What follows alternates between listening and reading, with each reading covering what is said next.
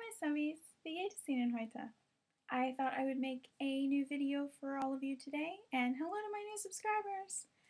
Thank you for taking the time out of your day to subscribe to me, and those watching and are curious about this wacky channel that I've got going on.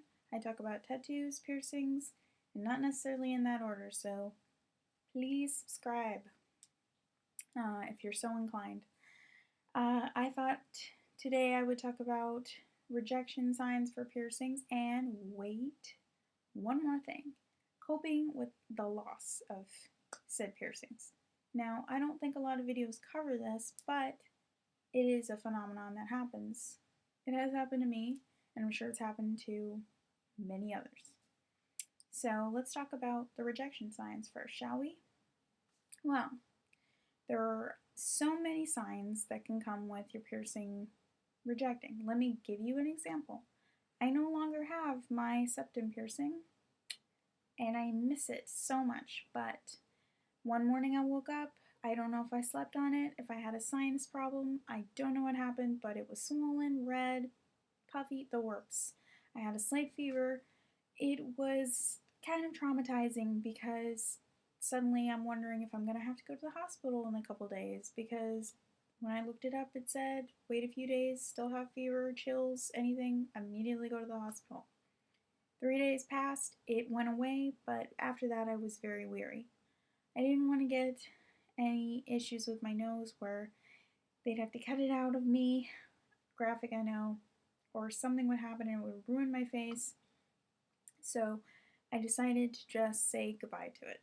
And it was a big wake-up call as far as anything on my face, any piercings on my face, my ears, things like that. So I've become a little more proactive in taking care of them. Not that I wasn't before, but just a little more, and just more cautious about watching how they heal. I realized that I can no longer keep my cartilage piercings. The two are gone up here because I got keloids for both. They were swelling, they were irritated, red, the works. So it just wasn't for me. I do think that I could possibly have a metal irritation. I've all my life had the sensitive earrings. I don't know if anybody knows about these, but when you are little and sometimes your ears get irritated by certain metals, you have to get sensitive ear earrings, and then sometimes they come in little tiny packs and things like that, or for sensitive ears or things like that, because certain metals will not work. Those are the only kind of metals that have seemed to work with my body, and they've usually been 14 karat and up. So I don't know if that's a factor, but I'm kind of guessing that's why some of my piercings get irritated and seem to be infected, and then they go down, which frequently happens. I'm still kind of working on figuring out how to balance it. But yeah, when I lost my piercing, well, first of all, when you are trying to nurse your piercing back to health, I would recommend H2 Ocean Spray or the sea salt solution. I've talked about this in previous videos. Cleaning it every day with antibacterial soap, tea tree oil, undiluted, just trying to take care of it, not sleeping on it, doing everything that you possibly can, and then when it's time to give it up, it's time to give it up. You will typically, if you get really bad infection, not really bad, but it looks like it's not going to mend, you need to just remove it. You could use rubbing alcohol if necessary, but usually around that time it means the piercing is just, it's a goner. So sometimes when you lose a piercing or you lose something that you have, it's become part of your identity, you can go into this situation where you feel kind of lost, or you have a sense of loss. When I had to take out my septum ring, it was kind of traumatic for me, because at first I was thinking, well, this is great for me because I no longer have to worry about it, have to clean it, have to do anything. I did clean it a little bit, like for a week after, just to make sure, well, a little more than a week, but just to make sure that it it had healed up and there was no infection inside or anything like that, and I made sure there was no infection before I took it out as well. So that's crucial.